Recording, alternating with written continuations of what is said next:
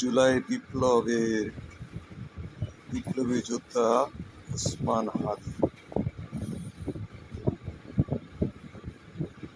পাশেই জাতীয় কবি নজরুল ইসলামের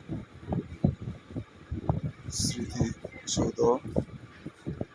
আজকে গিয়েছিলাম শহীদ ওসমান হাদির কবর দেখতে। এখানে ঢাকা বিশ্ববিদ্যালয়ের প্রাঙ্গণে শুয়ে আছে, যেখানে বিদ্রোহী কবি কাজী নজরুল ইসলাম শুয়ে আছে। দুঃখের বিষয়,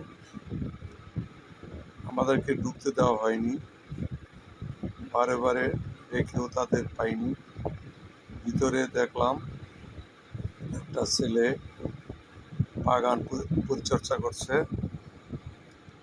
আর গেটের যে দারোয়ান সে একবার কি জানি বললো বাইরে হয়ে রুম থেকে, কিন্তু পরক্ষণে এসে চলে গেল।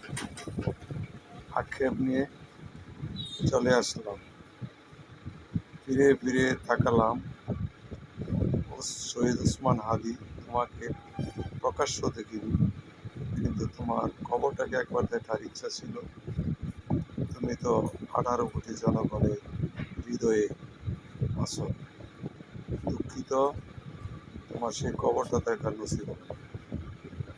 ফিরে আসলাম আবার। আল্লাহ হাফেজ, ধন্যবাদ।